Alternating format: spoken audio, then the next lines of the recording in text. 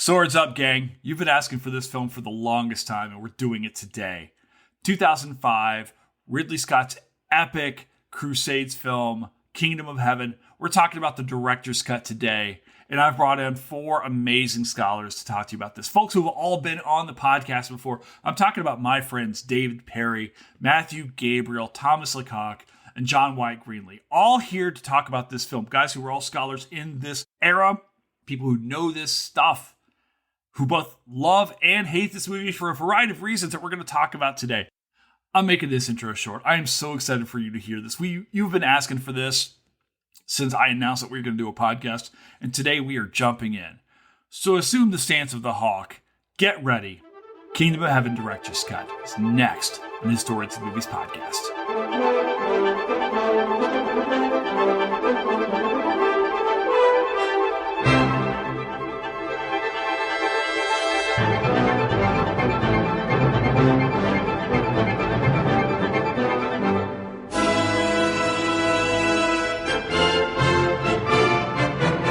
Anyway, let's do this shit. God wills it. All right, guys, I have assembled you, all with beards. I'm seeing there's like 5 bearded men. This is like the world's worst Avengers origin story to put together to talk about this movie, Ridley Scott's 2005 epic Kingdom of Heaven. So, gentlemen, I've got all 4 of you here on the screen. You've all been part of the legend that is the HATM podcast before. But for those people who are coming to this, what is sure to be an absolute shit show today, let's have you guys introduce yourself. And to keep things calm, I'll just yell at you guys as I see you on the screen. So Thomas Lecaque, you're first up. Tell us how much you love England. How much I love England so much. There is no country I love. I feel the need to bathe already. Thomas Lecaque. I'm an associate professor of history at Grandview University in Des Moines, Iowa. I am a French national, so that was a particularly painful question to ask me, Jason. Thank you. Thank you for setting this off on the right foot. Oh yeah, it's going to be painful today. Matt Gabriele, where are you from today? I am coming to you from the sunny Appalachian Mountains down here in Blacksburg, Virginia, where I'm a professor of medieval studies at Virginia Tech. And I'm also a co-author, I should say, with one of the other guys here of The Bright Ages, A New History of Medieval Europe.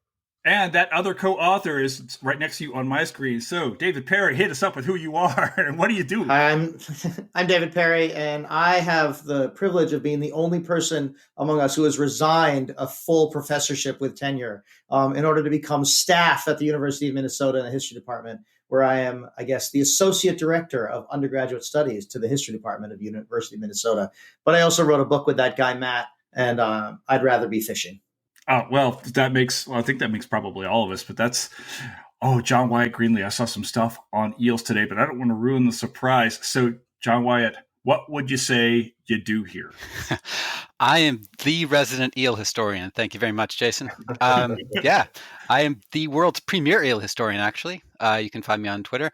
The other thing that I do primarily at this point is draw maps. I drew the map for Matt and David's book, actually. And so, surprise eel mapping, if you need a map, come find me. I have that book on my shelf. It's like over there in the Europe section, which as an American is the section with the dust on it. I'm just like, it's there. Like Americanist. I'm so excited because I don't know anything today, which is gonna be a lot of fun. I spent all this time watch this movie we're talking about like 100 times because I think it's very pretty. But this is so far beyond my like knowledge base and so forth. Like I know there was a Crusades and I know there was a Europe, but that's about it. I know there's some Holy Land somewhere, but I tend to think when I think of Holy Land, I'm thinking like Whataburger. That's really what I'm going with. You know? Center of the world, right? Something like that. Are you guys, we've already done the Coke versus Pepsi thing. Where are you guys on burger stations right now? Like we get this Five Guys. What is it? What's the one? In-N-Out. Where are you guys? Where are we on burgers? I'm 50 and I can't digest them anymore. Thanks for bringing it up, young man. I'm 5 years younger than you. Thank you so much for like allowing me to know what's ahead of my short life. It's gonna get worse and then it's gonna get bad. It's gonna turn to applesauce. Best applesauce. I have never had a Whataburger, but I'm a staunch Five Guys fan, and I believe In-N-Out is vastly overrated. Tom, what do you got? I mean, like where I am, I love Five Guys. I really enjoy Culver's. Oh. I've only had In-N-Out once, and I did not get the appeal. So Five Guys is pretty much all we've got here in Ithaca, where I live. I actually really like Steak and Shake. Actually, I like their chili. Steak Shake's solid.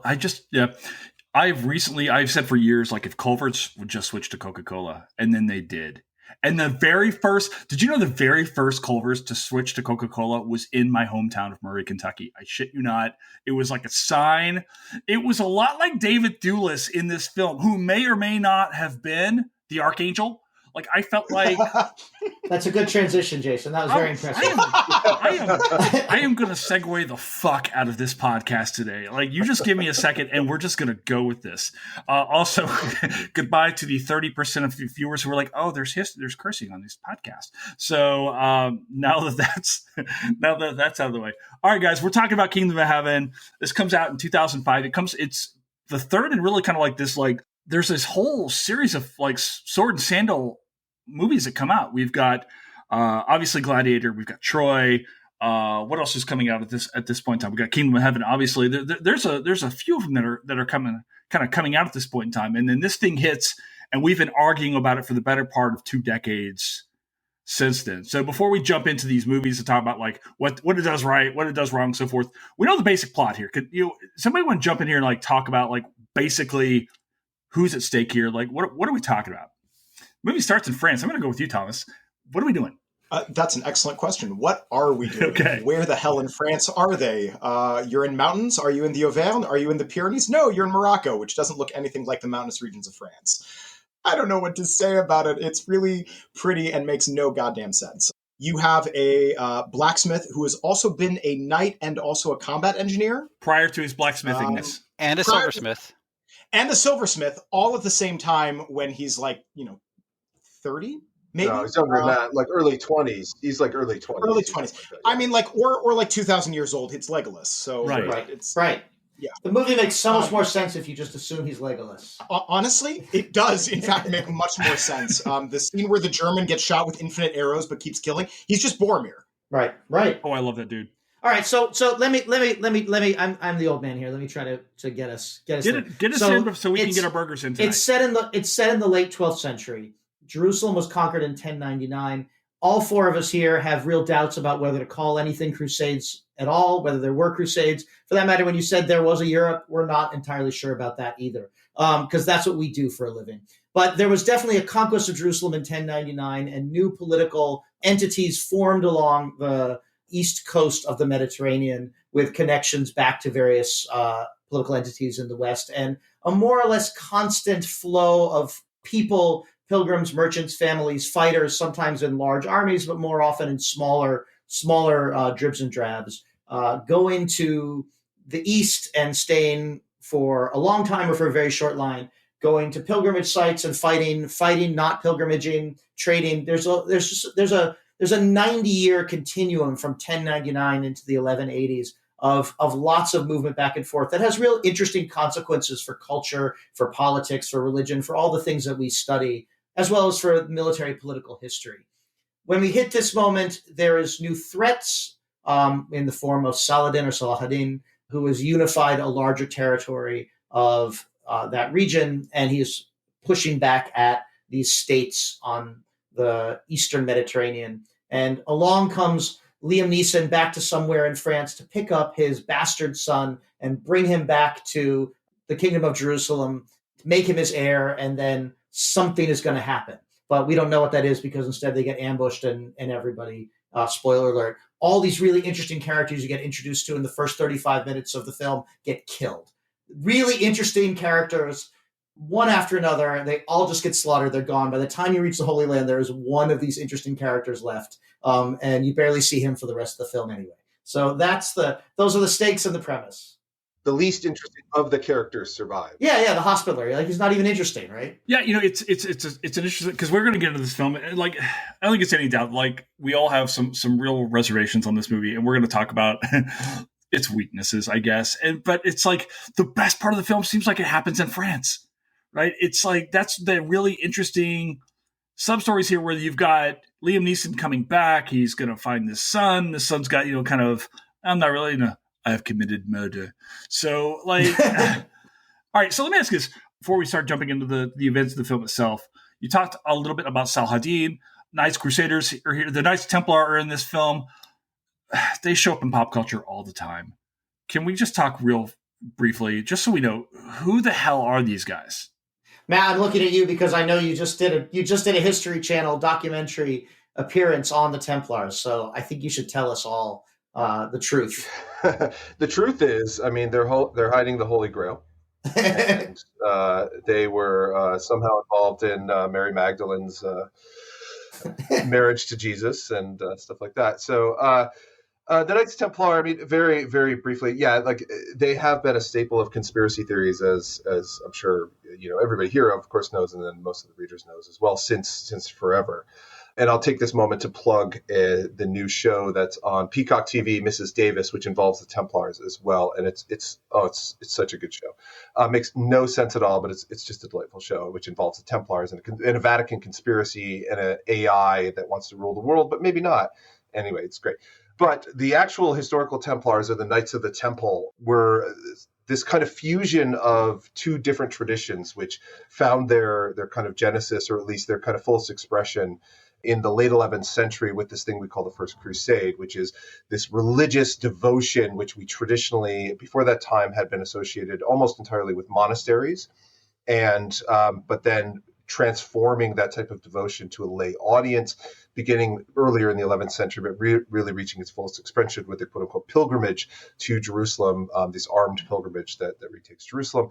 But then, of course, the arms bearing, that's what the nobility of the 11th century did, which is that was their primary job, was to just take swords and hack things up, steal land from other people, to kill each other, threaten the local, churches into giving them what they want, et cetera, et cetera.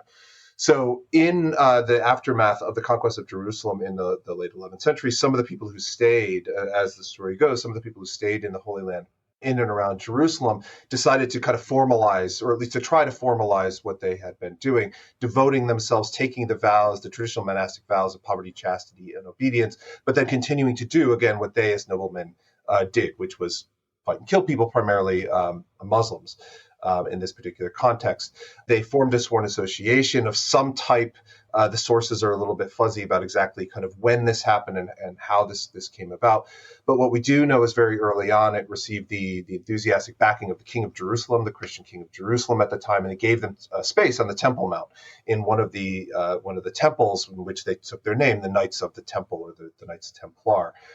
Very shortly after that, they went on a recruiting trip back to Europe, and they convinced Bernard of Clairvaux, kind of one of the kind of superstars, the most popular, most influential figures of the early 12th century, who wrote a treatise in praise of the new knighthood, and they received formal recognition from the papacy shortly after that. And then they exploded in popularity for the next century and a half until, well, more than about 2 centuries, until they were formally suppressed in the early 14th century. But in that interim period, you had all sorts of different communities, both knights who would pledge their service to be laymen, but also clerics who would be attached to the Templars, lay brothers who would just be kind of formal servants, or various sergeants and things like that attached to the military functions. They set up commanderies all over Europe and all throughout the Holy Land, built castles for the defense of Christian territories there.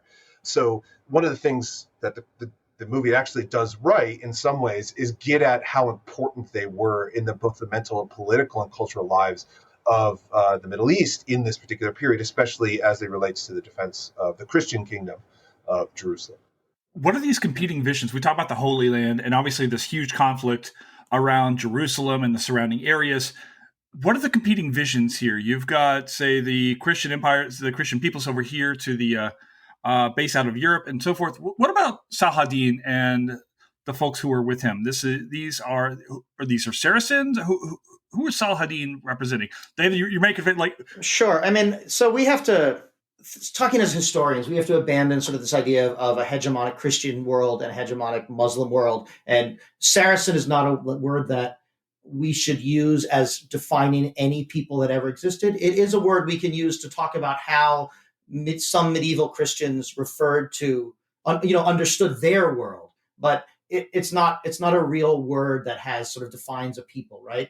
The Islamic world at the time included lots of peoples of lots of different kinds of Islam and lots of non-Muslims. There's actually a really important moment right at this when this movie happens, in which the Druze population, Druze are another religious group within there, they ally with Saladin in part because they had been raided by the Christian rulers of Jerusalem. So they're right. Saladin was a Kurd. There are Kurds, there are Arabs, there are Turks, and many other peoples. So it's a complicated world. And one of the reasons that the Jerusalem was conquered successfully in 1099 is that it was a politically fractious world with lots and lots of factions fighting each other all the time. So this new army that was in the late 11th century was able to come in and do a lot of damage. I'm just going to say Saladin. What Saladin succeeds in doing on the basis of the work of his predecessors as well is uniting a larger group of this complicated, really interesting sort of polyvalent society with, again, just within the Muslims, the different kinds of Muslims, and then within the Arabs, Kurds, and Turks. But then it's a really interesting, complicated society that's sort of in this fascinating point that connects different parts of the world. He brings them together into this new dynasty and manages to wield their political power effectively, but always tenuously. I mean, he always has a much bigger army than his enemies, but anytime you deploy your army, you're taking a lot of risks. And so they do this a little bit in the movie where they try to kind of hint at different factions within Saladin's empire, but only in the vaguest possible way, which is fine. I mean, that's a whole separate movie. And in fact, a movie that's been made in various ways and within the Arab, sort of the history of Arab cinema in particular. But he has this big empire, but it's not an empire that has a long tradition of unity under his dynasty that sort of holds them together. It is newly made and very complicated, and he has a lot of internal politics to deal with before he can ever sort of get an army in the field. I want to ask you guys about Saladin himself, and forgive me for those of you who are coming to this. I'm just going to say Saladin as well. He was a guy who I came to understand through pop culture. I can't recall the first time I ever actually read about him. And as I was kind of doing some very light background reading on this film, I had read somewhere that historiographically he had kind of shifted to the background for a while and had only kind of recently kind of scholars had only kind of piqued their interest in him recently. What's the deal on this guy? Do you guys have thoughts on Saladin and his historical importance here? Like, why should we know Saladin? Like, what's the big deal? Thomas, you're smiling. I mean, he's a big figure, but he makes such a huge splash in European sources where he makes this kind of perfect villain. You have to have your perfect enemy so that, King Richard the Lionheart gets to be the great crusader despite not succeeding his goals. So Saladin has to have this kind of be put on a pedestal in European sources to be an effective foil to make your king great. Why do we not retake Jerusalem? It's because Saladin, if only he were Christian, the kind of rhetoric that the First Crusade is used about the Turks. He is a really important and really interesting figure on his own. It's the kind of culmination of the Zengid dream of using the theoretical threat of the Crusader states to unite a large number of city-states and polities within the kind of slowly drifting apart Abbasid Caliphate into a single strong emirate. And Saladin successfully pulls off the unification of Egypt, conquered from the Fatimids, with the major Syrian city-states to build this kind of united front against the Crusaders. But it's this use of we have to reclaim Jerusalem as a rhetorical ploy of why I need to control all of these military settlements, why I'm going to invade these independent polities and conquer them and bring them into this broader political sphere to be able to then turn my attention on the Crusader states.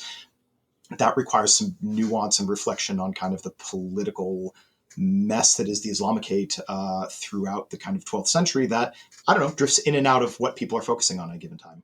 But there's also a 19th century tradition of turning Saladin into the Muslim version of the perfect chivalric knight.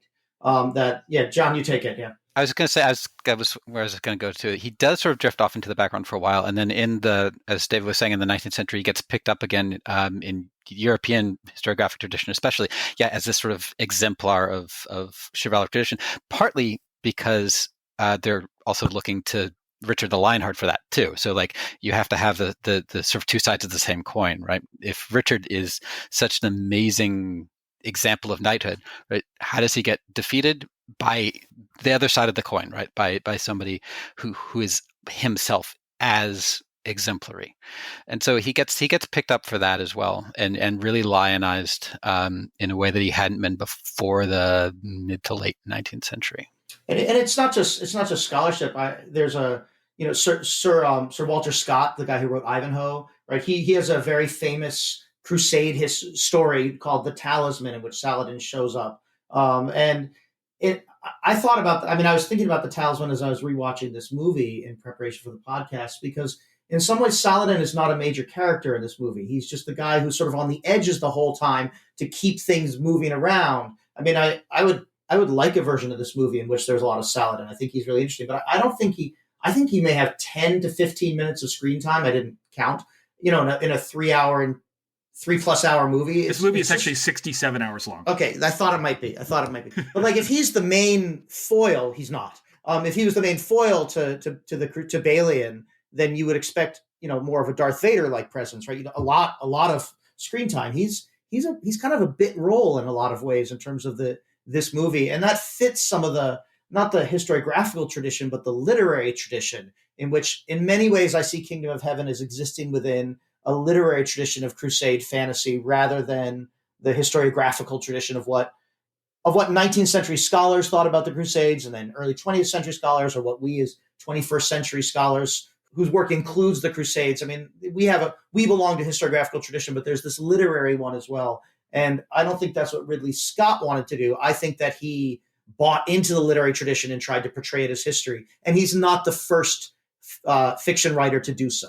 He's there to do the Runciman, right? Yeah. He's there to give you the Runciman. They're like, the Crusader states are really just part of this interesting polyglot Middle East, and that's how is that when you have Baldwin IV meeting him, they chat, they're sharing physicians, they can speak in Arabic. This is how you have the courtesy, you have the ice, and then you have these British Europeans who are doing British European stuff. That's what he's there for. Yeah, and absolutely, and I think in that sense too, it is part of a historiographical tradition that people who study the Crusades have to confront, because the Runcimanian tradition, right, was dominant for a long time in the middle of the 20th century, especially, what is that famous last line about Runciman, about the Holy War being an affront against God or something like that, or the Crusades were one big act of intolerance, which is a sin against, the Holy Ghost or something like that. He was making a theological point, Runciman was, but that's a historiographical point as well, which I think that Kingdom of Heaven, by playing off these 19th century fantasy tropes, is actually participating in some ways. This is the ultimate movie is the ultimate message of the movie to me is religion is bad. All religion is bad, right? The good guys are Baldwin, the poor leper king, Sibylla, who's kind of trapped within this kind of weird marriage, Balian, who becomes disillusioned and therefore enlightened. And then Saladin, who doesn't believe any of this shit. And he's just he's just kind of along for the ride because he's doing the thing he wants to do. So yeah, but that's still, we still see that kind of in some historiography. It's still scholarship, to this day, is that this is all political maneuverings, and the religion stuff is just a big smokescreen for what's really going on. All right, guys. Well, we've laid out now, I guess, maybe the actors or who's playing along here in this film. And before we start chopping away at this, because I know you guys are just chomping at the bit on this thing, make your case for this film. What does this film do right? When you're looking back at this film, what do you like about it? What's going on in this movie? What does this film really, when you look at it, say, okay, this movie's problematic. What do I like about it? We're looking back and say, hey, there's a reason why you should watch that, and here's why. What's your case here? Thomas, what do you got? It is an excellent time capsule of the badly educated but well-intentioned critiques of the Iraq War. And that's about the only nice thing I can say. Holy shit, you went and met our first question. All right. I don't have something else nice to say. Oh, also, Eva Green's in it. Eva Green's in the film. She's on screen. We're good on that. Yeah. Yes. There are a lot of very pretty people in the movie. Were all people in the Middle Ages, in this era, pretty? A question for another Just podcast. Like in California, yes. They were all that pretty. They had perfect teeth, just like California. No, hold on. They don't all have pretty teeth, because the blacksmith's assistant at the beginning of the film has bad teeth. Oh. Well caught. All right. John Wyatt, you chimed in here. What do you like about this movie? What are they getting right here? Oh, well, those are really different questions. So it is expanding on from the people outward. It's a really gorgeous movie. It's beautifully shot. It's great. It would be really nice, background scenery. There are places where I think they do a nice job of showing sort of, and we talked about this at the last podcast was on with you with the 13th Warrior, but there are places in the movie where they do a nice job of showing some of the intermixing of religious cultures. Places like Messina, which is problematic for its own reasons, but like places like Messina where you see Christians and Jews and Muslims all sort of working around each other and living around each other. And I like that because I like that it gets away from sort of a dynamic of polar opposites where you've got Jews and Christians and Muslims, and they're like there's no interaction between them. So I think it gets that right in parts, and it's pretty. So I teach with this every time I teach my Age of the Crusades course. I use this film, and part of it is because it is a meta commentary, and I use it at the end to talk about the politics of studying the Crusades after 9/11 because it's a great document to use to talk about that. But I think it actually there's some kind of set pieces in it which I think are really useful to kind of demonstrate some themes which I think are important when we talk about the Mediterranean in the 12th and 13th century. And one of them is John Wyatt just mentioned is that scene in Messina when he's off to when Balian is about to go off to the east. And not just kind of the mixing, but also the constant flow of people, the movement of people across the Mediterranean world, in which we're kind of between crusades, right? In which this we're not, we're past the Second Crusade, we're not quite to what we call the Third Crusade yet, but there's a huge mass of people who are going east and coming from the east all the time. And I think that captures, again, it breaks down some of the stereotypes oftentimes, especially students have, and people who don't know a whole lot about the Middle Ages, the European Middle Ages, is they think about Europe as kind of a closed off space. It's not. People just kind of moved back and forth, and it wasn't just that they were going from Messina, directly to Acre or Jerusalem or something like that. I mean, they were going, across North Africa, things about that. The other thing I'll highlight, and I think there's a couple other things I could talk about too, is I like how they portray Sibylla. Not just the fact that she's Eva Green, which is great. She's a wonderful actress, and and stuff like that. But the role that queens, and especially women, can play as the central to medieval society, in which she is orchestrating and maneuvering, and she's subjugated in certain ways, but she has a certain amount of power in which she can operate.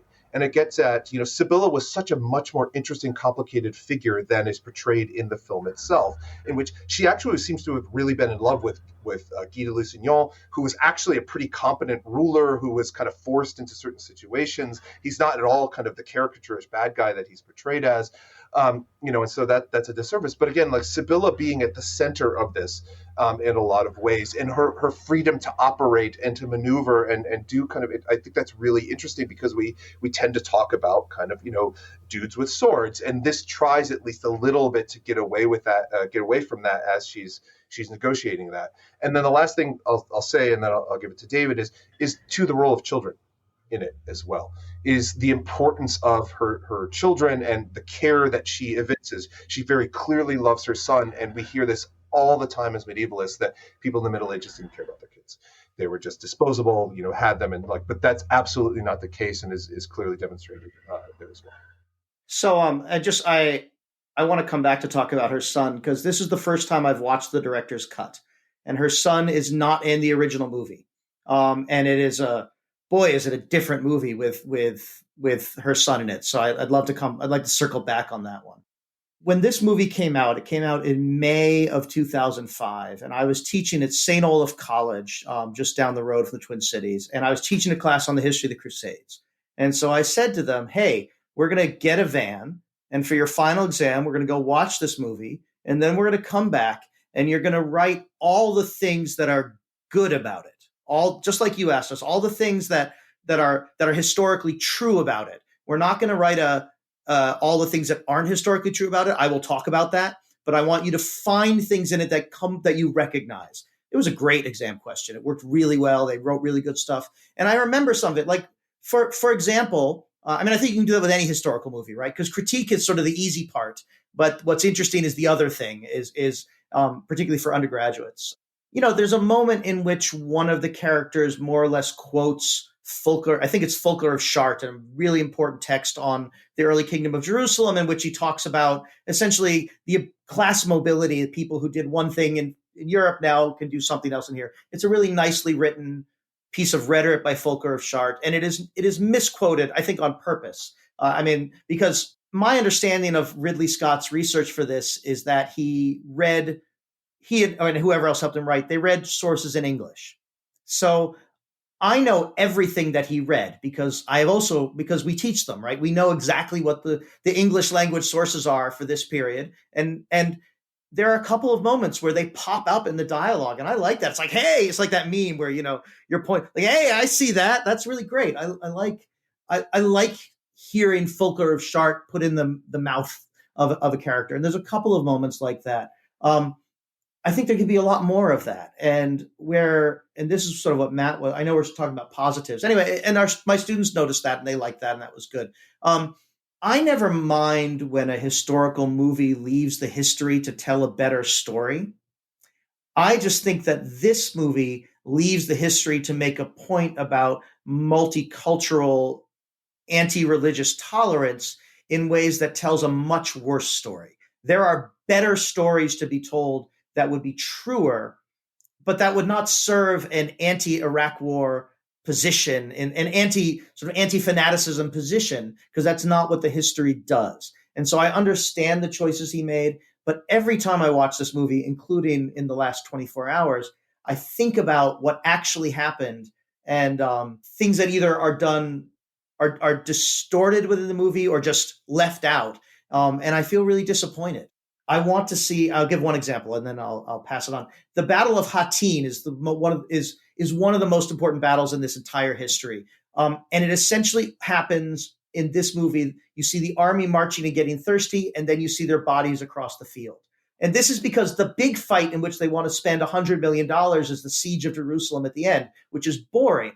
The Battle of Hattin, we have 4 or 5 different sources from different positions. The politics on each side are really interesting. The military strategy of how Saladin's forces cut the Crusaders off from water and then lit fires to make them more and more thirsty overnight. Several heroic charges, one of which helps one of the main characters, Jeremy Irons, who doesn't actually go to the battle in this movie. Jeremy Irons escapes through a heroic charge, and Guy de Lusignan leads multiple desperate heroic charges down the hill until he eventually is defeated. I mean, this is, give me $100 million and let me just film the Battle of Hattin. And I was so excited. I remember being so excited going into this movie because I'd seen Gladiator. I knew they had the budget, and it's just a cut scene, and then there's the bodies. And I'm just still disappointed in that. They could have done so much. And there's a lot of moments like that in this film. I have one other nice thing before we go. Let's go and get it out of the way. I love the fact that at the beginning, in this kind of, again, all of these super interesting characters that make it 15 minutes into the movie, you have a black character who's riding around in South Central France, and it's just not a big deal. Yeah. Right? The kids are hanging out with him, but the kids are hanging out with all the others. It is a nice moment of just oh, this is actually normal. And then everyone just moves on. You don't have to do much with it because there is movement. And I really, rewatching it this time, that was a very nice moment of the movie. That's just, he's there, he's with them, he's a crusader, it happens, then he dies like everyone else, and we all move on because it's just a normal day in, pseudo-medieval Europe where everyone gets murdered. Yeah, I think in a lot of ways, and this kind of comes back to even in my own work, when I'm talking about, say, the Americas, indigenous history, and things like that, I'm so cautious about saying the French, and creating this idea of this one uniform people. And, we've talked about this, the group of us on several different occasions, of this incredibly diverse space that was the era, that was the region, and it's, for some reason, it seems like it's been caught up in these ideas, like these are the Crusaders, this is the Holy Land, this is the Dark Ages, if you will, and all these things. I'm getting smiles for all you guys because I think you know where I'm going. So yeah, the diversity here is important. These stories are important to because they start to disrupt a lot of the contemporary notions we have about our own past and who we are. That said, let's talk about this movie and talk about what you guys, let's just go. Tee off, guys. My favorite part of this movie. For those of you not watching, Matt just shook out his entire body and is ready to exhale. So my favorite part is when Balian, who is the son of a blacksmith, hasn't known that he's of noble blood, arrives in the east after he's been shipwrecked. He's he gets feted. He realizes his noble station, and then he gets sent out to his castle, which is kind of on the outskirts, like outside of Jerusalem, and this blacksmith from France discovers irrigation. It explains that you need water to grow plants. And you can dig for it. It might be in the ground, Matt. Dig for it. Have you guys thought about a well? Yes, he's talking to, a culture with thousands upon thousands of years of agriculture in this area. And in this movie, for some fucking reason, Legolas has to explain how water works. Matt, have you not been to all of the beautiful wet field irrigated sites in France? Yes, that's right. Yeah. Yeah. Yes, I have been to all of them. I mean, there might be one. I don't know. There might be one. I'm not an expert, but it's certainly not a predominant mode of French agriculture then or now. None of the places with mountains in France have this. That's right. Yeah. No, and you know what's interesting to me about that scene, right? It's not just the sort of indigenous people who've been living there forever don't have that knowledge. It's also 100 years of Europeans living there and having settled there who also somehow didn't think about that. Like, it's all of them. They're all bad at this, but not him. Not him. He's got this figured out because he's all about competence porn. Ooh. Like, there isn't anything he can't do. Right. Well, you were kind of getting at that earlier, right? When you said like he's somehow a blacksmith and a silversmith and a military engineer and a knight. And a knight.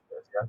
And he picks up swordplay really fast. Absolutely. And also manages to really what should be a really difficult transition from being like a nobody blacksmith in the mountains and nowhere of France to like talking to the King of Jerusalem. Like, it's nothing. About how he should build his castles better because he's also an expert in Vauban-style military fortifications. Yeah. Yeah. Well, not just that, but the idea of like of climbing social hierarchy, right? The how do you address if you're a blacksmith? How do you talk to a king? Yeah, there is no sense in this movie ever of him being like, "What the fuck am I doing here, guys?" Like, and there really ought to be. Yeah. I mean, like it's one of the few moments that shitty Guy de Lusignan, who is absolutely nothing like historic Guy de Lusignan, is right. Like, who are you? Why are you here? and I guess I just want to add, like, there's actually, again, an interesting story. Balian of Ibelline rises to the status because he's the son of a minor knight, right? They are minor nobility, and because of the tumult and change in the nature of power in these Latin kingdoms, his family is able to climb. From knight to like senior knight to serious leader, that's a big jump. And it happened, and it's real. Blacksmith, bastard son blacksmith to senior leader does not happen. It's fantasy. And I'm going to say this like 47 more times in the next 23 minutes, but like the actual history is more interesting. It's a better story. And a story Ridley Scott knows how to tell. I mean, Gladiator, right? Like, it's fictionalized, but at least there's a little bit more grounded in a historical moment. I don't know. That's a different podcast, and we'll let our classicists yell about that. But I would love a good movie with Balian of Ibelline. He's really interesting. We get the fantasy version rather than the historical fantasy version, and it's just a missed opportunity. I had that thought too, that it would have been a much more interesting movie, like even accepting the premise of like blacksmith to the dude who surrenders Jerusalem. It would have been a much more interesting movie if we'd seen the progression of his like not knowing what he was doing, the real fish out of water thing, right? Where he's like, like, I don't know how to use a sword, but I'm going to hit you with a hammer. Kind of like that would have been more interesting. And then sort of like watching him sort of stumble into, without coming to it from like a place of just competence, sort of stumble into learning. Right. And actually, like, there's no stakes in his climb to power. It's sort of a greased skid in front of him. He doesn't have to work for it. Well, you could also have done it competence porn if you'd just been like, he's a blacksmith surrounded by feckless nobles and he just does blacksmith shit the entire time. Sure. Right? Yeah. It's the suddenly like, oh, well, I don't know, man. I shipwrecked here. I'm going to put on silk and I'm a knight now. And like, oh, now I'm a prince and now, here I am doing king shit. Like, if it had just been like, what are you assholes doing? Why don't we just have spears? Right? Like, even if you want to do the irrigation thing, it's just like, I don't know, like, did the lords never think to, like, give you supplies? This is stupid. You've been wanting to build wells all along. All right, I'll build a well with you. Like, you could have just done, like, what if you took out the status and just had, like, normal people doing normal people shit? But they want both of them simultaneously, and so it feels weird the whole time. It also points to the problem that I'm not sure Orlando Bloom can carry a movie like this. I'm as an actor, as an actor. And again, I can't think of this movie without thinking of Russell Crowe in Gladiator, who can carry a movie like that as an actor. At least I think he can at the time, right? He can carry a movie, whereas Orlando Bloom is just doesn't have the weight, like physically the weight or the but he's also not given. Yeah. He's not given anything to do. He looks stoic and mad for the first hour, and he looks stoic and resolved for the second hour, and he looks stoic and bloody for he's not given. There's no writing for him. There's no character. He and Baldwin the Leper King are supposed to be friends. They have a 2-minute conversation, right? And then later, my friend, he and Sabella end up, having sex, but there's no heat. There's no play. Like, she sees him once, then she shows up at his castle. Oh, look, you've built a well. Let's go to bed. Like these are failures of writing. These are not failures of history. These are not failures of research.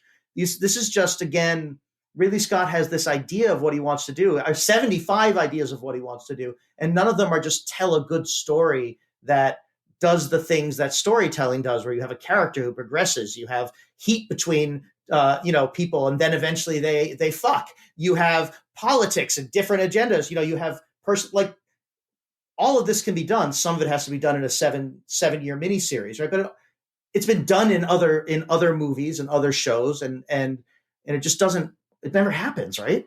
Yeah, I think I'd agree with you. I don't think he can carry it. I think he has this sort of other aspect, sort of othering aspect, which is great when he's an elf, right, and sort of apart from the world. But he carries that into all of his other roles too, and it just doesn't work. Like he doesn't have the acting to carry it, and he's simply not physically believable as a blacksmith. Right, he just isn't. If you had made him the son of a minor lord, and you'd done that like a low nobility to high nobility kind, but you'd done it like Pirates of the Caribbean, where he's just like sweet and earnest and keeps like stumbling upwards by being kind of sweet and earnest, you could have pulled that off. Yeah.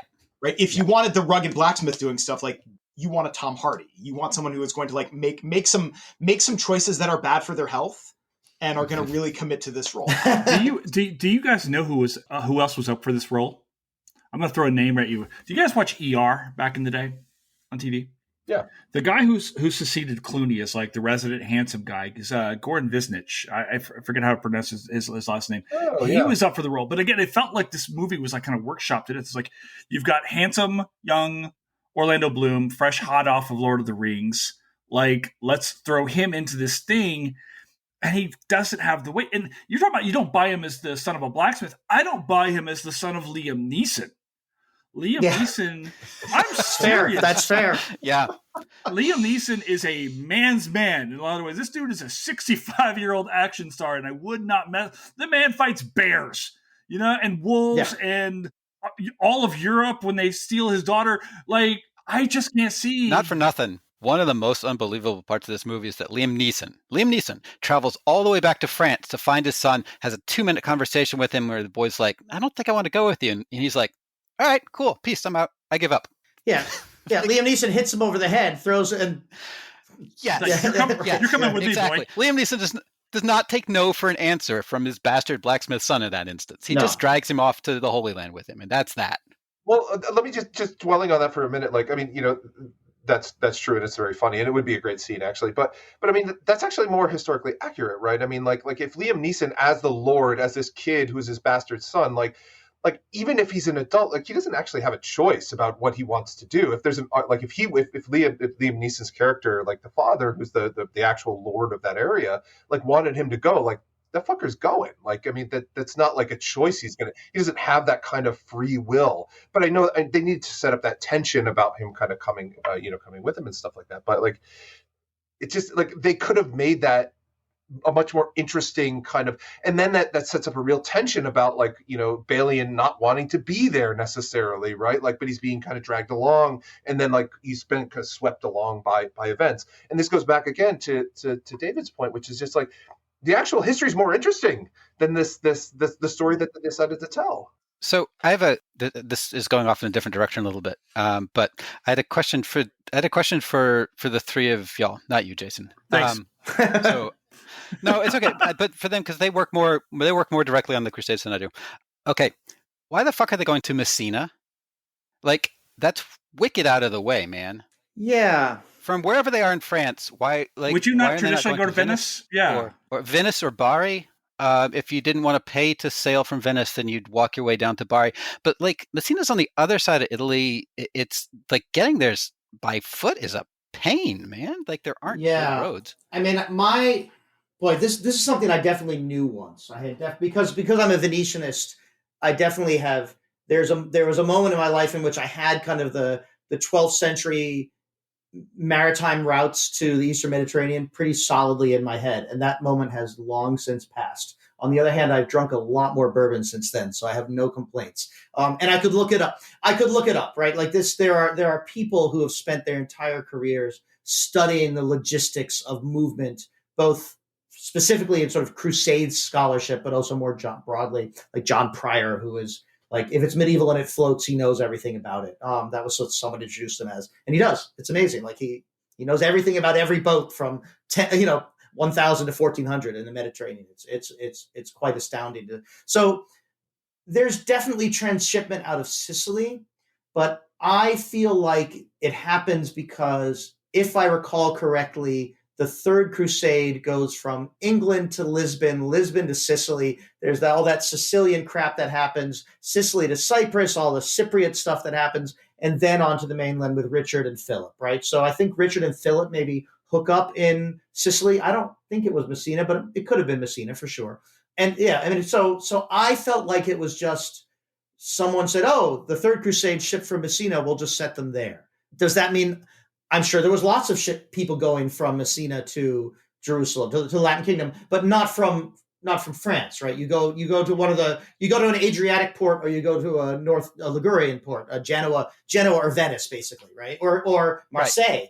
Right. I was going to say, if you're taking ship from Marseille or Genoa, like, okay, then that makes some sense. You're going sort of right through there, but that's not what the directions. The instructions were like, you travel south till you find people who speak Italian, and then you keep going south until they're not doing it anymore.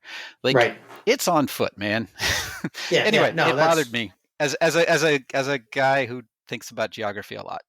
Can we stay in Messina for a quick second? This is one of my nagging questions. I'm sorry.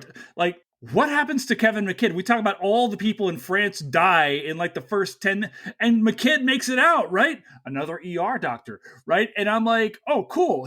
He's gonna be bro. He'll be Crusade bro. And then we never see him. Does he die in the shipwreck along the? Is that what we're set to assume? Like, I thought happens? He just stayed in Messina, but I could be wrong. And not ER bro, but Rome, right? The legionary Varenus. That's where he's locked in for me. Did you guys see the guy who played Titus Pullo just died? Just about to say that. Ray Stevenson died. Yeah. He was so good, and I always thought like he needed 15 more roles like that. And I'm so excited to see him in the Ahsoka series coming out, because he looks so awesome as like a former Jedi gone bad. Yeah.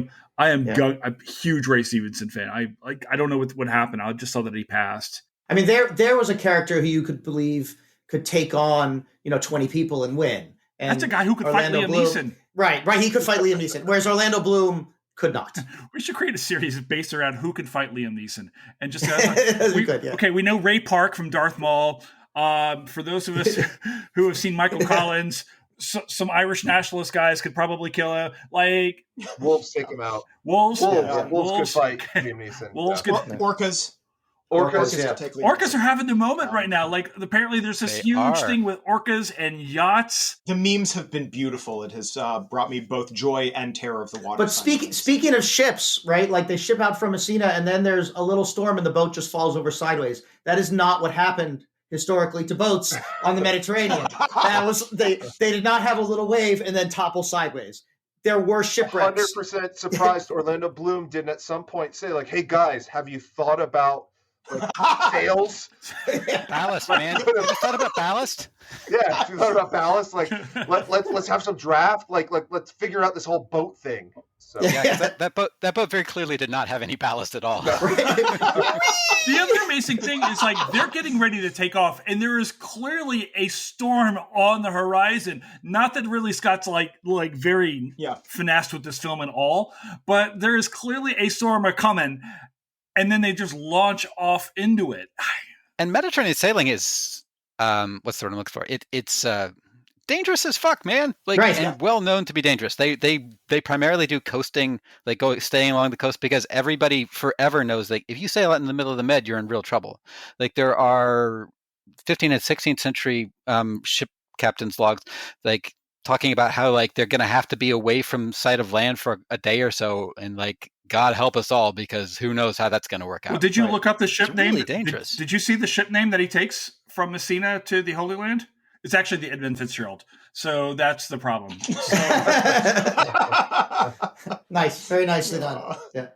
You know, what I really want to hammer home is that the problems with this movie is not bad history, although that is a problem, and as historians but that it just isn't well written in ways that tell a good story. You don't need the shipwreck. I understand he wants to set up the fight with the guy on the horse so that he can then meet the other guy. I don't even remember his name, but I think there's a wonderful source, Usama ibn Munkid, who has these various encounters with lone French knights. And I feel like it's kind of hearkening to that. And I would love to have more of that, but you just don't need the shipwreck. It is, yet another sort of, he's the only survivor of the shipwreck. And you can have one of those moments in a film, but you can't have 30 of those moments in a film and maintain my willingness to believe in your hero. It doesn't advance the story. There's like, have him just arrive on the coast. And... I think I said earlier that it's a really pretty movie, and it is, but I think sometimes it gets caught up in its own prettiness. And part of, I think, the point of the shipwreck was that you could then have this great scene where he's like staggering along these entirely not accurate sand dunes, right? In like basically dry, like walking through the Sahara. Essentially, it's a really lovely shot. That's not the Levant at all, but it's a lovely shot. Yeah. Well, but like why is Safadine just wandering out in the desert? Like, what the fuck is Safadine doing in the middle of the desert trying to show up to, like, the single oasis? Yeah. Where are they? He's stealing horses, man. because this is what Safadine has to do. He has to look for, like, oh, the boat wrecked. I guess maybe I'll get my first horse. What the hell? The film does at times feel like it's a series of skits versus a cohesive narrative where it's like, let us demonstrate X so we can learn Y about Balian. All this will come to pass towards the very end, and that explains his ultimate friendship with Saladin and how they can escape back to France and kind of get back to where they started, right? I mean, and it's kind of this whole circle back, and you've got to create these skits that don't quite connect, but it's like, let me show you little dimensions of what makes Balian so dreamy, I guess. I feel like the connecting thread through all of this, though, is just that Christianity is bad, which I think is really Ridley Scott's point in this movie, right? I think the reason these vignettes are all there and make no sense is that none of them have to do with a cohesive plot line. It's all that, like, look at how Christianity is shitty. And religion more generally. Yeah. I mean, religion more generally. But you have like these moments where it's like, oh, look, Muslims are just like doing normal things. And so it's like religion in general is bad, but like look at the violence of Christianity because it's coming out of this very specific American context. Yeah. Well, there's also that moment too. I mean, Muslims are given so little screen time. Our Muslim characters are given so little screen time. It's really hard to say anything. But there is that moment where Saladin is walking with his advisors, and I think one of them is supposed to be like Ahmad ad-Din or something like that, one of his biographers, who's portrayed as kind of a cleric of some type, or like an Ummah or something like that. But like, and he says something like, oh, we need to, kill the Christians or something like that. And Saladin's like, no, we're going to be, tolerant or whatever. And so there's little hints of that. But like, yeah, like every bad character is like motivated by religion, which is some sort of cloak for greed, right? Balian's brother, who's the priest at the very beginning, the kind of ridiculous patriarch of Jerusalem throughout. Guy de Lusignan, the head of the Templars, Randall de Chatillon, all those guys, right? Like, it's just religion is a poor motivating factor why can't we all just kind of get along? And it's too bad because Reynard de Chatillon was a bastard who killed a lot of people. And like, if he was extraordinary in his terribleness, like he was a villain, right? A real villain, wanted to launch. I mean, that's true. He wanted to launch a war. He did murder civilians. He definitely killed and probably raped Saladin's sister, right? Like all of that is stuff that, and people around him reacted with horror at the things he did. And that only works if like the other people aren't also really bad, right? Like he's much more interesting if Guy de Lusignan is not just a mustache curling villain, but is a complex character. Then Reynard becomes a bigger deal. Go ahead, Matt. I was just going to say, like Brendan Gleeson, like eats that role up. Like he is so good in that role. It's really good in that role. Yeah. Yeah. But if he was the villain, if he was that character, right, and other people were more nuanced, he would be more interesting, I think. Yeah, there's that part where he's dancing while he is saying, "Give me a war," which is just, I mean, it's a fucking great scene. So what I did like about that is he knows here that he's the villain, right? Like, embraces it. He's aware. He's like, all right, like this is we need war and we need a bastard, and that's gonna be me. God damn it, let's go. Like, I really enjoyed that about his character. That it was. I don't know that it's like an act necessarily, but like it's his role, and he knows it, and he's buying into it, and I appreciated that.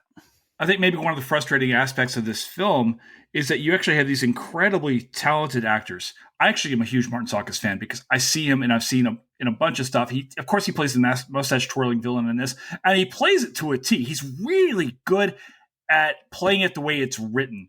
But I think the guy actually is capable of doing, and that he had actually screen tested for Balian's role as well, which is an interesting. That would have been a lot better.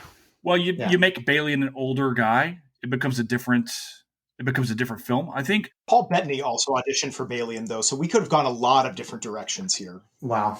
You know, had you not cast this movie according to Tiger Beat, I feel like you would have gotten a better film overall, right? And there are some, like Jeremy Irons is phenomenal. I don't think so, because I think that the writing still lets it down. I mean, Jeremy Irons is phenomenal, but like Tiberius is interesting because like that character is interesting because of things he doesn't do in the movie. Like, I don't know. I definitely think that there are things that could have made the movie more enjoyable as a piece of cinema. But that fundamentally the story that Ridley Scott wants to tell is flawed when it comes to storytelling. When it comes to what makes stories work. Can I ask you guys this? All of you guys study this era. This is certainly not the only film on Crusades, and we seem to see Crusades show up over and over and over. And a lot of the films we've done on HATM to one degree or another have focused either on the Crusades, Knights Templar, even all the way back to like the founding thing that we started on this thing 5 years ago with Jesus, I almost couldn't say National fucking Treasure. Of all movies, I couldn't say that one, right? What's the hold of the Crusades on, say, contemporary American culture? Like, why are we so keen on it? Why can't we let this go? What's going on with this? We're all looking at each other because we all have, I think, thought about this a lot. And so 9/11. Yeah. Really? It's 9/11. Yeah, it's 9/11. What is 9/11? How does 9/11 inform how do we think about the Crusades? So I was a junior in high school. Christ, 9/11 I'm so happened. I'm the baby of the group. I just don't have any hair. It's fine. We immediately just become inundated in a relentless stream of anti-Muslim vitriol on every single goddamn media source that we get, which becomes isn't this the real clash of civilizations, which becomes, isn't this just the Crusades that never end? I mean, Bush referencing the fucking Crusades really just kicks it up a notch, and then that becomes the last 20 years. And I think that's particularly fair as someone who was in graduate school when 9/11 happened, is that the study of the Crusades was not a particularly productive nor interesting area of Crusade scholarship. I remember having a conversation with one person by the name of Jay Rubenstein shortly before 9/11, telling him I wanted to do something on the Crusades, and him saying like, "Oh, why would you want to do that?" Jay Rubenstein has since written a number of books on the Crusades and won a MacArthur Award. So yeah, and was my doctoral advisor. And but I think it really did reinforce, and I think Thomas is absolutely right, at least in the American consciousness, the fact that you have to pay attention to religion, because religion actually isn't gone, despite political scientists trying to tell us that secularization thesis is an actual thing. It's not a thing for anybody who's curious, but also that religion as a form of study or as an area of study is actually really useful for when we want to talk about the European Middle Ages. Especially English, but also to a degree French historiography up until that point had really been moving away from that towards kind of social history, kind of marginalizing the role of religion. That 9/11 really did kind of change that, especially with the global war on terror and things of that nature as well. Why is it happening now is because in some part it's because 9/11, but because it's re-emerged in a variety of different ways. I mean, the far right has appropriated the Crusades imagery, especially since Breivik, the Norwegian mass murderer in 2011, and how that's been appropriated by far right groups, across Europe and across, in Russia and the United States as well. They're all writing from the same tune. I mean, the guy who went into the mall in Allen, Texas recently had Deus Vult, God wills it, the rallying cry of the First Crusade, tattooed on his arm, right next to a fucking swastika. So, I mean, like, it makes sense in their minds, and so it's catapulted into popular consciousness in those ways. I don't think that most people who watch things like Kingdom of Heaven or just want to pick up a book on the Crusades, and their trade books on the Crusades are kind of quite popular still, knows about that connection necessarily. But it seems in some ways like a clear-cut good versus evil thing to them. And, that's kind of a dangerous position to take, in which it seems like the Europeans were the clear good guys and the Muslims were the clear bad guys, that Europe was somehow under threat. It had to fight a defensive war.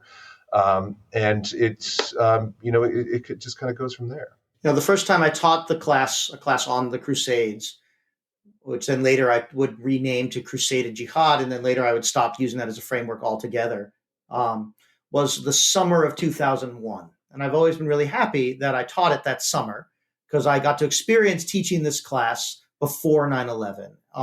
And it definitely changed a lot. I mean, the thing about the Crusades, then a few years later, when Matt and I were both on the job market as historians, is that the Crusades was one of the things from the Middle Ages that Americanists had heard of.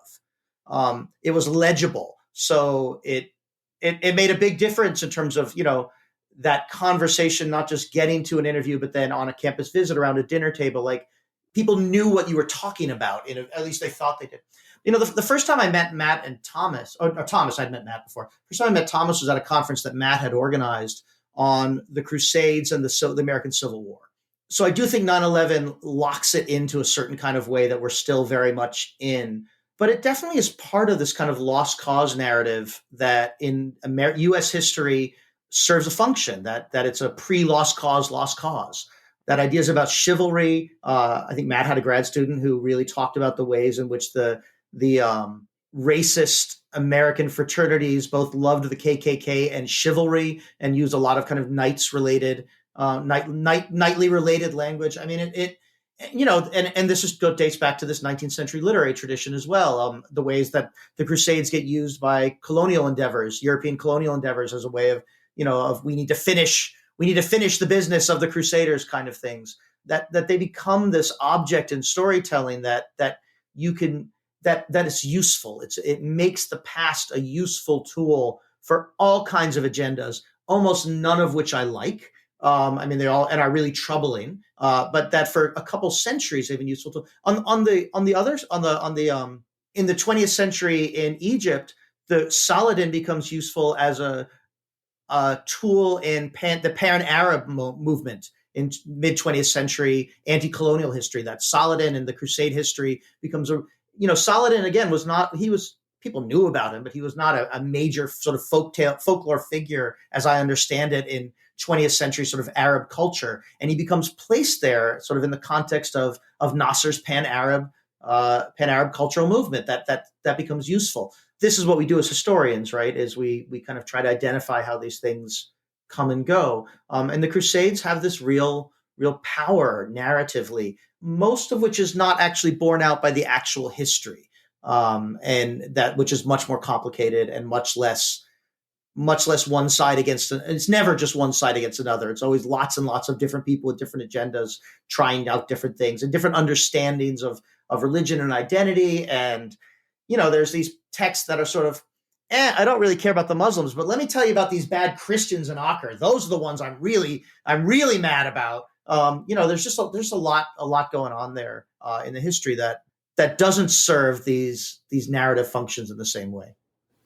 I think the horrific presentation of the Knights Templar is actually an important part of this pop culture reimagining of the Crusades, because the goal of Ridley Scott's portrayal of the Templars is that shouldn't we stop being such religious fanatics and so murderous on our own end? Shouldn't we, be less violently religious? the problem is this is nothing to do with the actual Knights Templar.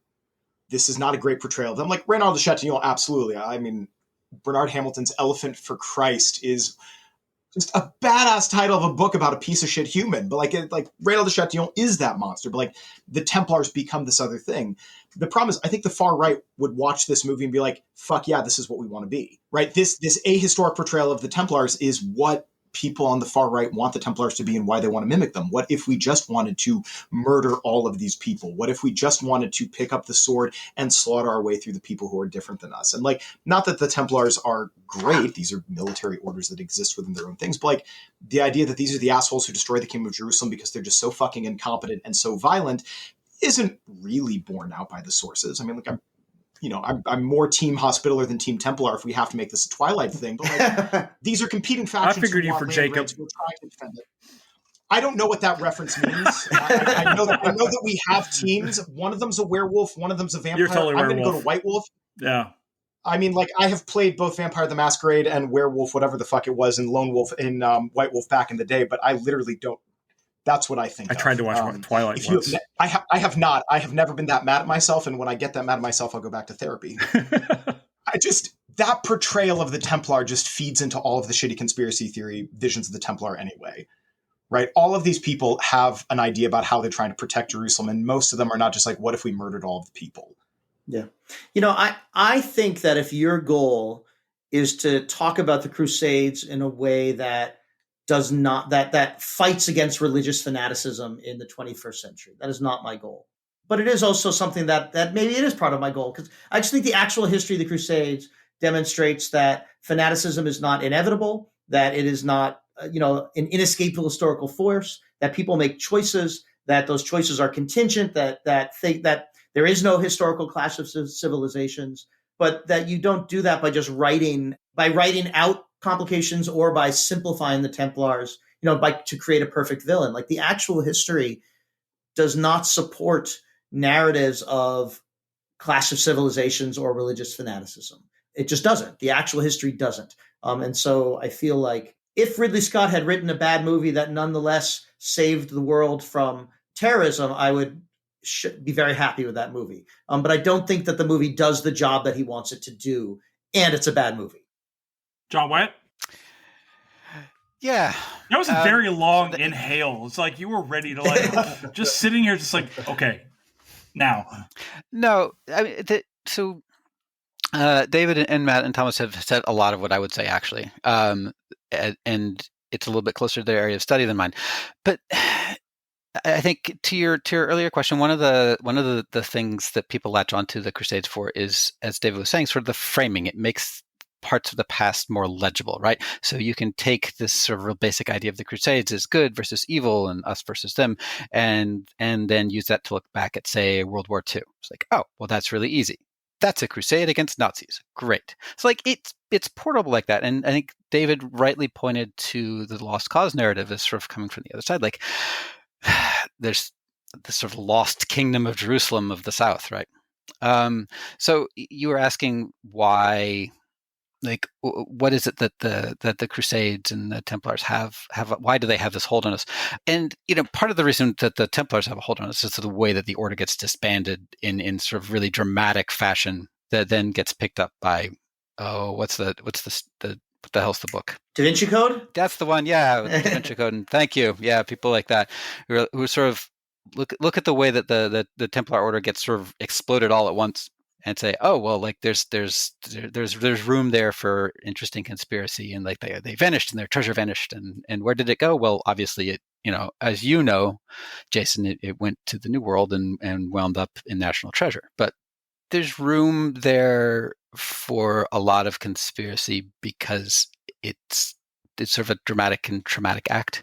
So I think there's that too. I mean, the dissolution of the Templars is a dramatic act, right? Like that's a really wild historical moment where a lot of people make a lot of choices that go in wild directions. But then you get to tell, then that sparks storytelling. One of the things David has said has been there are other stories, other better stories here, even within this own story to tell, right? So as we're kind of starting to close out towards this pod, I'm kind of wondering, guys, if you can maybe think about maybe one book one film or TV series, if you like, that do the Crusades better. Somebody coming to this podcast saying, "Hey, I want to learn more about the Crusades. What do I read? What's good here? What do you read and what do you watch?" Jay Rubenstein, Armies of Heaven. If you want a readable book on the Crusades, I love my doctoral advisor, and I love that book. And if you want a shorter one, Susanna Throop's The Crusades and Epitome. Susanna's a good friend of ours, and it's very it's very short. It's very clearly written. It really hits all of the major points I'd want you to know, and then kicks you out towards more specified other sources as to go. It is the thing that I recommend to people when they say they want something short of the Crusades. And it's free and online too. Yeah, right. Free and online. So we should definitely share that. It's really an amazing resource. I'm really happy it exists. So I would point to Sabin ibn Munqif's book, an Arab contemporary during the Crusades, and one of it's short, it's interesting, and one of the great things about it is it becomes clear as you read it how much he has in common with the Christian knights in Jerusalem, and sort of the real back and forth he has with them. There's a class commonality that becomes really clear reading that book, that cuts past the religion pretty quickly. Yeah, Paul Cobb has the new translation of it, and it's great. And his The Race for Paradise is also excellent. I've used that in class, and people really like that one. All of these are great, but I would sticking with the movies theme of the historical movies thing. There's a quirky little movie which I can't remember how I saw it, but it's called Pilgrimage. It's from like 2017 or something like that. Stars Spider-Man, Tom Holland, and then John Bernthal. Really?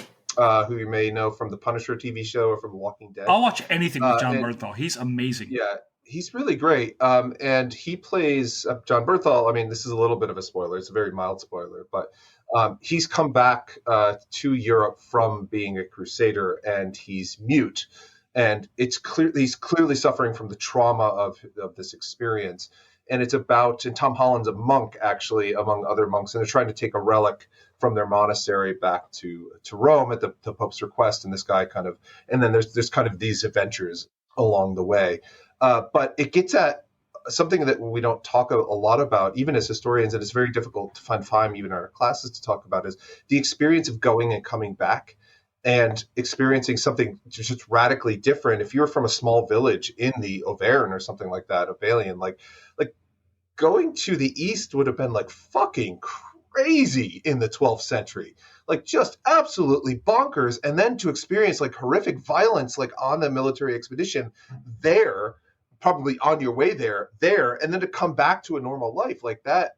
Like Jay Rubenstein has written some stuff about this in his more recent book, Nebuchadnezzar's Dream. But like, it's got to be this incredible experience, and that's part of the Crusades too. It's not just something that happens over there; it happens like everywhere across Europe, because these communities and these cultures were integrated more than we oftentimes give them credit for.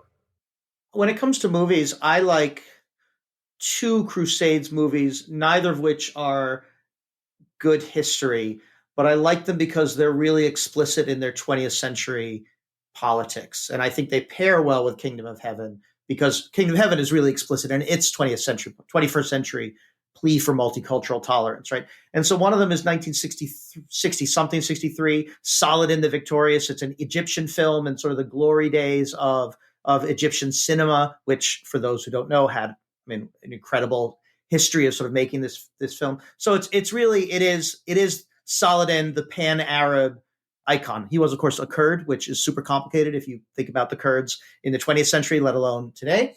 But it's really not trying to hide that it's an argument for pan-Arabism. And so I think that's really good. And the other one is Alexander Nevsky, which is the famous film Eisenstein with a Prokofiev score, the glory days of early Russian cinema. And it's about the Teutonic Knights versus the humble peasant farmers of Novgorod in the Northern Crusades. And it's an anti-Nazi propaganda. It's, the Russian people coming together to defeat these guys who literally have like Nazi eagles on their heads, partially because the Nazis drew from medieval German iconography in their own iconography. But I've had some trouble with students with both of them because you have to work them into being able to watch a black and white film or a 60s film in Arabic with subtitles. That's not a first day kind of exercise. But I really like teaching with those films anyway. And if you haven't seen them, they're worth.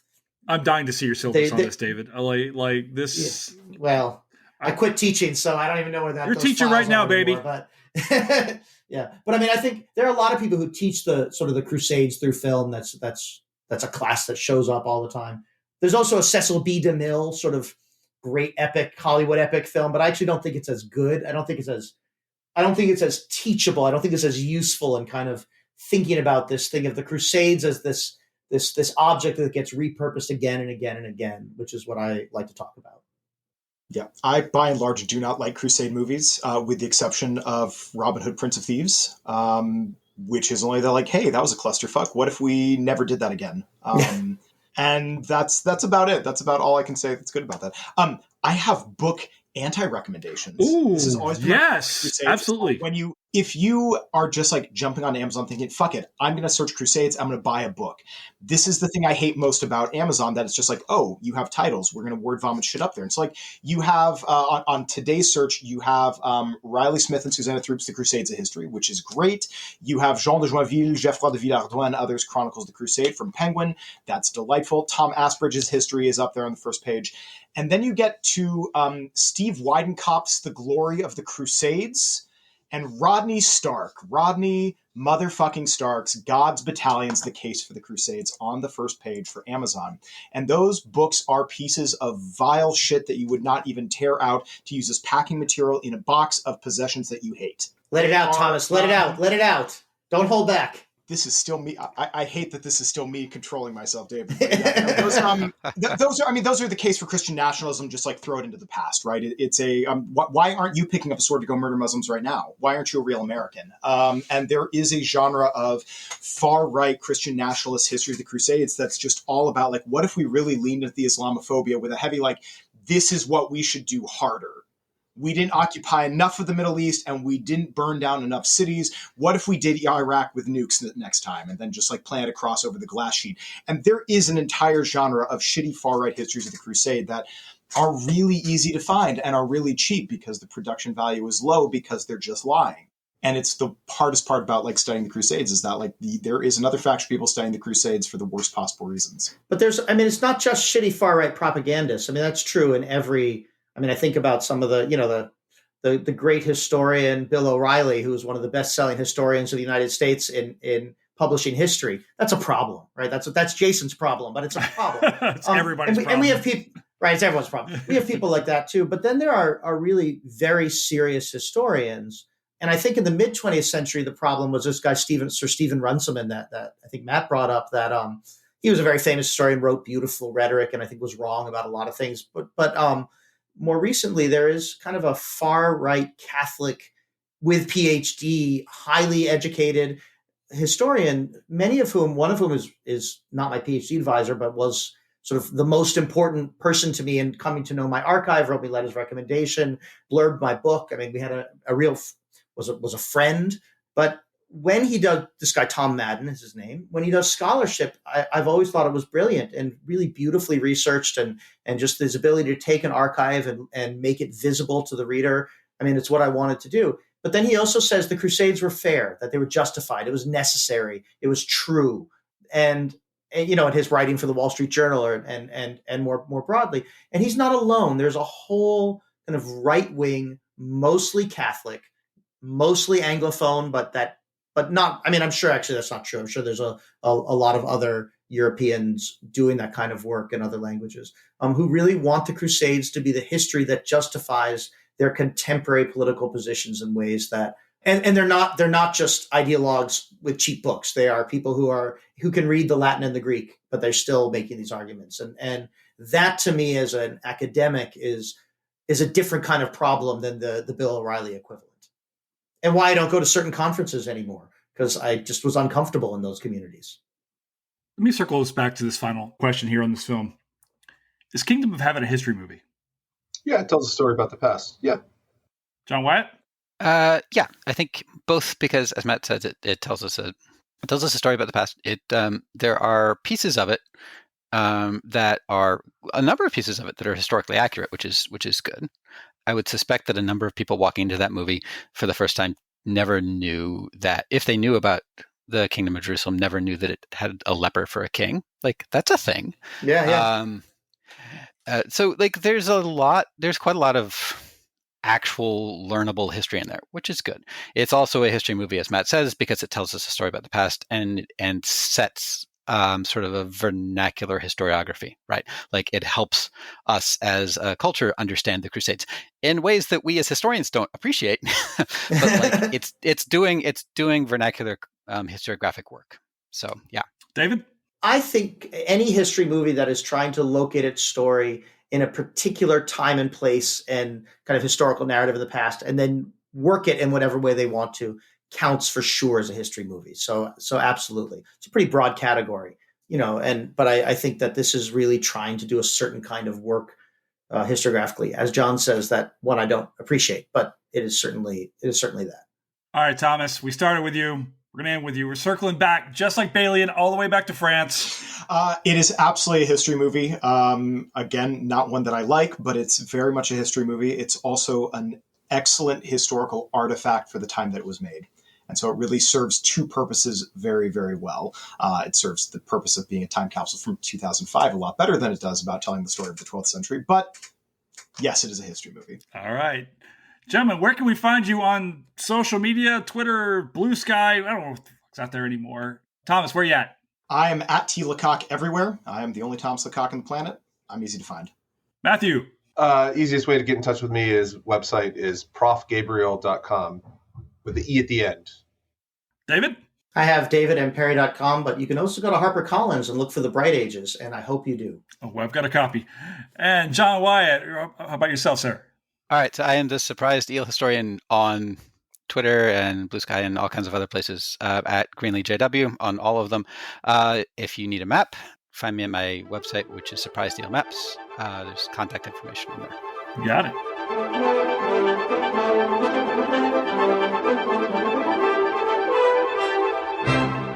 And that's a wrap here at Historians of the Movies Podcast. Thank you so much to our army of guests today. John Wyatt Greenlee, Thomas Lecaque, David Perry, and Matthew Gabriele. Thank you, of course, to our intrepid producer, Fletcher Powell. You can find him on Twitter at Fletcher_Powell or Blue Sky or any of the other sites. I don't know what we're still running right now, but we've made it through the weekend.